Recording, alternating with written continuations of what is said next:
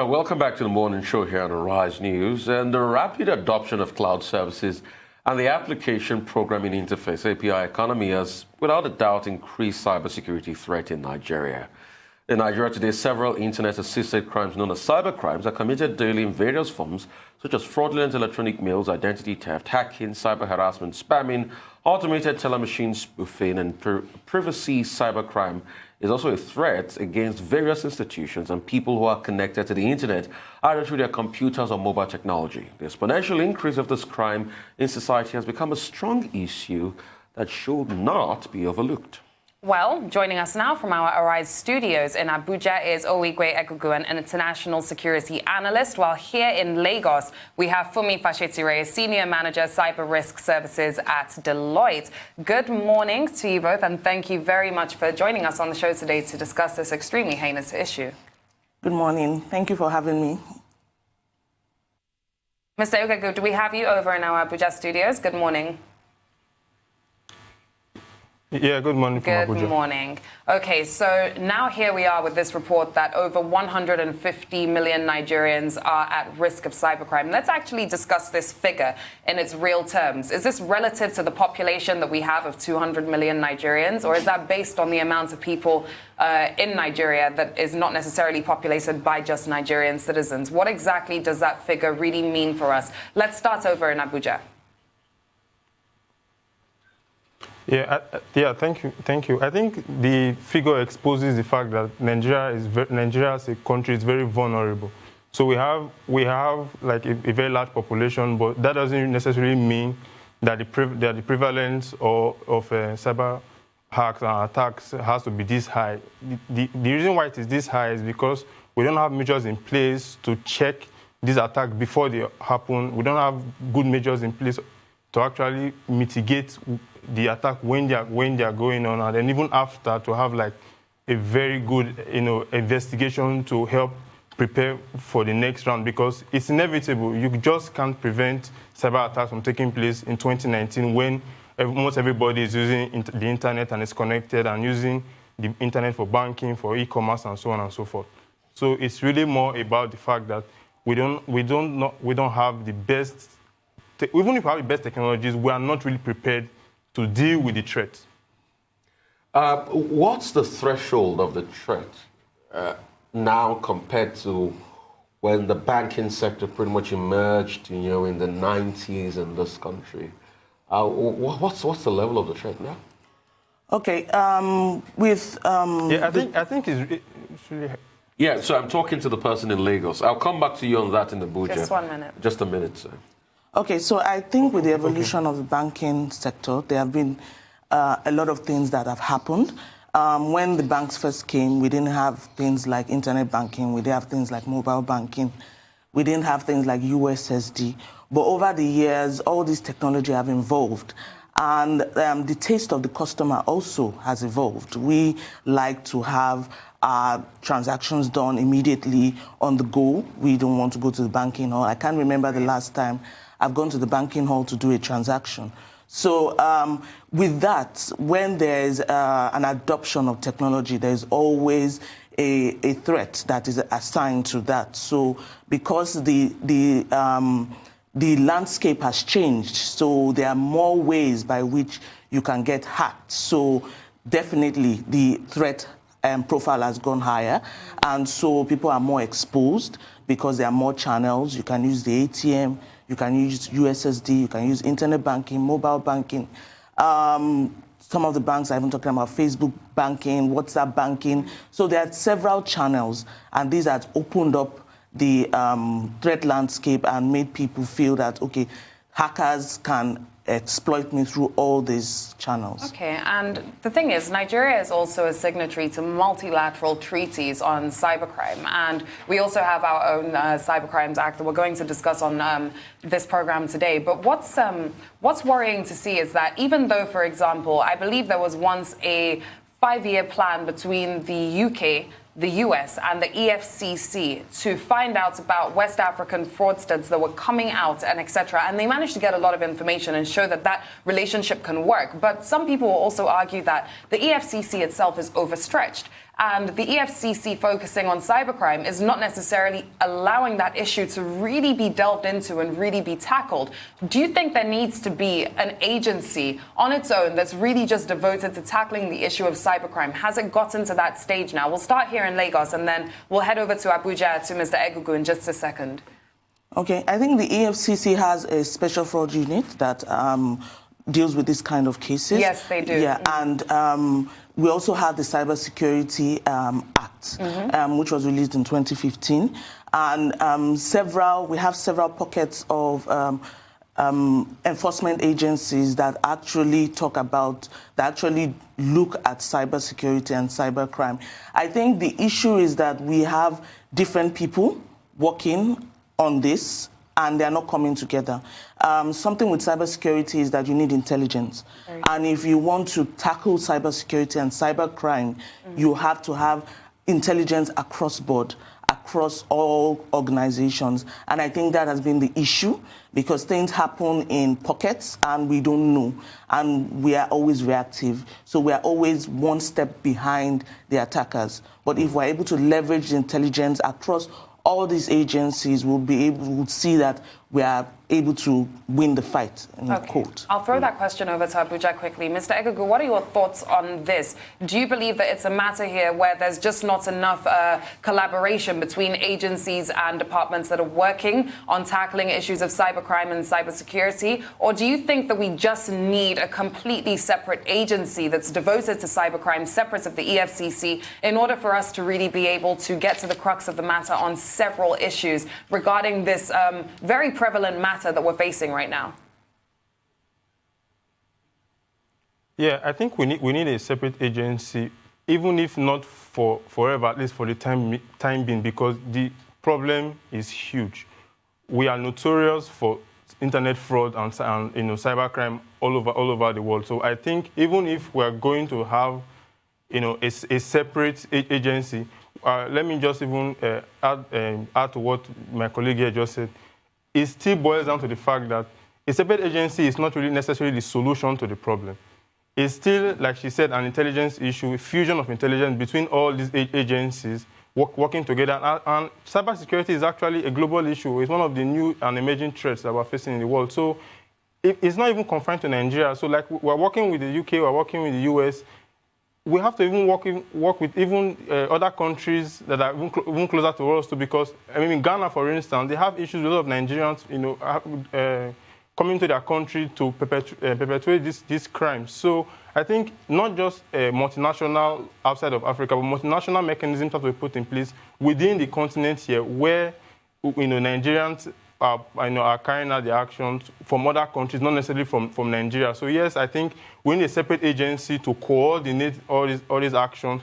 But even if we're getting that agency, it still boils down to the fact that there needs to be more effort in intelligence and intelligence sharing and preparing countermeasures before the attacks take place, because we are always playing catch up, like she said, and it's true, whether on policy, whether on the mechanism to tackle cyber security, or to oppose cybersecurity, well, the system is always playing catch-up. We have to be several steps ahead for us to actually be, much more effective and progress beyond. Okay, Ovigwe. Let me come in here and let's talk, in very specific terms. When you look at the landscape of Nigeria, to a large extent, most of the banks have been able to update, their security infrastructure and the likes to a very large extent.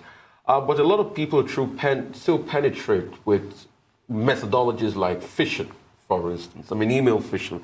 Let's talk extensively about that. And let's also, put out sort of like a blueprint, how to avoid cases of email phishing. And, if possible, educate Nigerians what email phishing is all about. Let me start from you, Ian, and when we go to Ovigwe in Abuja afterwards. Yeah. I completely agree with you. A lot of banks have actually up their game in terms of security, and the Central Bank of Nigeria has also helped to put the necessary regulations in place. They have IT standards to adhere to. They have frameworks to adhere to. And so a lot of from my experience, a lot of the attacks that we have been seeing now have been more of what we call social engineering attacks, and email phishing is part of it, where someone sends you an email and masquerades as someone legitimate and asks you for information. And we've seen that a lot, especially when an organization, even not financial institutions, energy organizations, manufacturing companies that probably do a lot of transactions with other companies outside the country, where someone takes over the conversation while they are trying to seal a deal, and the person now changes bank account details, and they end up paying to the wrong account. So we've seen that, and what happens is that the person may try to, we call it cyber squatting, the person may try to get a domain that is similar to the organization's domain, probably change an E to an A or an I with a 1, so that you won't notice it, and they would use that to send emails to legitimate people, and the people will think they are dealing with a legitimate company and actually go ahead and make payments. So it's a non-technical means of hacking, but it plays on the psyche of the human being and the ability of the human being not to read. Because it looks like about the most efficient method now, yes. Because there has to be that human participation. From, yes. I mean, Ovigwe, let me come to you in Abuja. Can you, give us that extensive, sort of like a dossier on phishing, as it were, because that's the entry point into a lot of organizations today, a la the case of Invictus Obi, for instance. I mean, that was what he did. It was alleged, beg your pardon, that what he did, constantly to a couple of companies to be able to hit a couple of companies red and dry. Ovigwe. Yeah, so with the issue of phishing, I think, first of all, we have to look at what really puts the public, at risk, whether with the public or organization at risk of phishing. It boils down to one issue that I've been noticing recently is that the proliferation of public Wi-Fi actually makes phishing much easier, especially for end users, any regular folk using the bank. So nowadays, we are very fond of going to malls and just connecting to open source Wi-Fi or open source hotspots, and from there, people can actually go on to do transactions online. That's a huge risk. I think we really have to, build momentum. Ovigwe, I'll come to you very soon after this quick break. We'll be right back. We'll come to you. You'll continue your line of thought.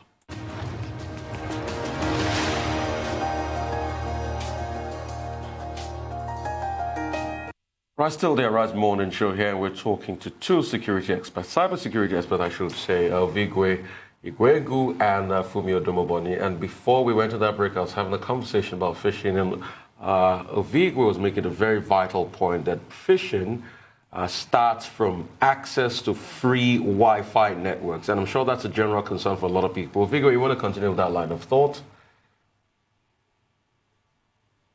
Yes, so as I was saying, so the thing is with phishing being one of the main or most popular social engineering methods, it's like I said, use of public Wi-Fi really facilitates makes our vulnerability to phishing much easier. Because, for instance, you can go into a mall and then you think, for instance, the Wi-Fi that is available there is actually all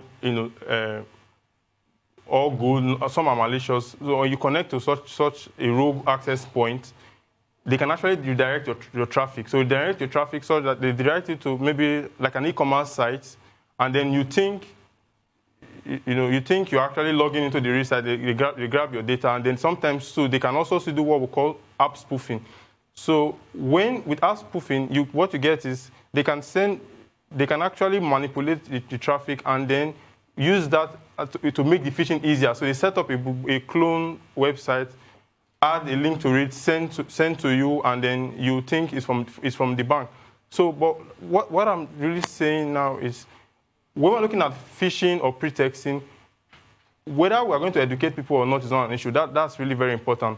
But what really makes it more vulnerable is if networks we're connecting to because sometimes if you are using Google, for instance, or Gmail, to be more specific, you are really covered on many fronts in terms of security. So they really block out many of all the malicious, sites and phishing attacks.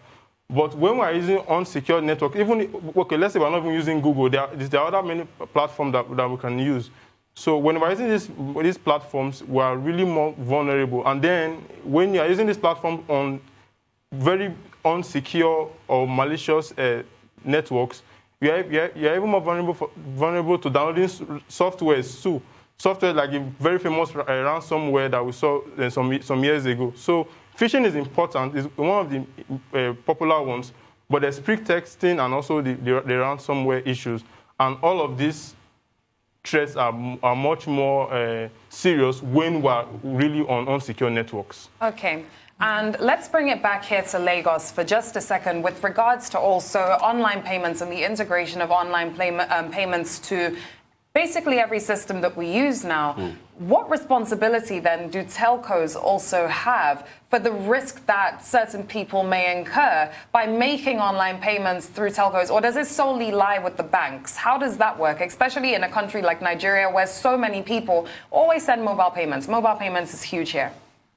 Okay, this has been a very long-standing argument between the banks and the telcos, and I think there was a resolve during a meeting that was held a few weeks back. There was a resolve that, yes, the banks have the responsibility because the money is with the banks, and the telcos also need to up their games in terms of securing their network also. But the challenge that has been with the telcos is that for most of their network, like for example the USSD was initially built to communicate with the telecommunications company to find out if you have your credit and all that. Now it's being used for financial transactions. So the argument is that when this was built for non-financial transactions. Now you want to put financial transactions on top of it, but the technology is not built for that. So it's like you have a building with wooden structure and you now want to put a glass ceiling on top of it as an afterthought. So that is a challenge with the telcos, but I know that the NCC has been on the telcos as regards improving the security of their network and making the security of cyberspace in Nigeria better. Okay. And there's a certain concern here as well. I'm going to head back over to Abuja. Now, it was reported that also the head of the EFCC cybercrimes unit had also said that most crime takes place over the weekends. Is there any particular reason why we're seeing a situation where most cybercrime is taking place over the weekend? Yeah, I think it has to do with our habits, because most times we're at work during the week, so we're really more focused on getting things done at the office and on work stuff. But weekends, what you find most of the time is people go out, they have time to shop, they have time to to visit websites and so on and so forth. So I think the vulnerability or the pattern of having these threats going on more on the weekend has to do with the habit of the population, because computers don't understand weekends. They are on your anti-malware protection software. They run 24/7. They don't discriminate between Mondays and Saturdays. It's the reason why we have the trend looking like happening more toward in the weekend is because of we, the users of this technology and this platform, our habits. Weekends, people tend to be more relaxed. They go home. On Fridays, hoping to go out, spend time to shop, or and go to the movies and do other things, with their online profile. So I think that's one explanation that I think will help us understand why this attack takes place during the weekends. Another thing also might look at too will also still be even these cyber criminals. I mean, some of them actually have real jobs, So there's also the issue of when they have time to have to go about doing their malicious activities. But I think ultimately it all boils down to the fact that the pattern of the target population, it explains why these things take place during the weekend. It's not as if the systems are asleep during the weekend. No, it's we, the users. Okay. You wanted to, Just say something about that, but I just wanted to add a point to it, as a question, so you can just take everything together. I'm talking to Funmi here, and afterwards you can just take it. I quickly also want to talk about cyber blackmail of companies and cyber security, as part of national security. Let's not forget, a couple of years back, INEC's website was hacked in this country. Yes. Let's talk about I actually did forget about that. That's very true. INEC website was hacked in this country. Yeah. And, we've gone through the back and forth of it, So just answer that and we'll talk about cyber blackmail and also cybersecurity as regards national security. Okay, just to add to what he said, as regards the weekend thing, so if you want to find out why a hacker is doing something, you have to think like a hacker. So if I hack your account and I'm able to transfer money over the weekend, you would not be able to go to your bank immediately to stop my transactions. So that's what a hacker would think of and say, let me do it on a Saturday night or a Sunday morning where you can't stop me and I'll be able to perform all my transactions before you can do anything about it. So from that perspective, that's why we also see that a lot of hacks happen over the weekend. Then about the cyber blackmailing of companies, it's actually, hackers do it for different reasons. For example, the INEC website that was hacked was political that's what they call political hacktivism, call it hacktivism, trying to make a point by hacking an organization. And it might also be a point to defame the character of the organization. It might also be, sometimes it might also be probably a competitor trying to bring down another organization so that they would have a bad reputation in the market. So, and it's also based on simple techniques like phishing, trying to get administrative or back-end users and going into the website, uploading contents that are not allowed and actually posting those content online. Okay, let's just quickly go to Ovigwe in Abuja. I mean, political hacktivism, it's rampant all over the world. You have groups like the Lizard Squad, constantly hacking into people. INEC website was hacked in this country. I mean, vis-a-vis national security, real quickly as we start to wrap this up. Yeah, even the famous case of, Edward Snowden and so on and so forth, and Julian Assange, we are looking at people compromising or extracting data in an unauthorized manner from, security agencies like the NSA and so on and so forth, and then moving this data from private domain to, public knowledge just to advance their own political cause. So, yeah, whether it's in Nigeria or whether it's happening all over the world, I think political activism, there are some merits to it if I, as a hacker, looks at Ovigwe, I'd like to thank you so much because time is not our friend. Thank you so much. Thanks, Mr. Ovigwe. Mrs. Odumuboni, thank you as well very much for coming on the program to discuss this with us.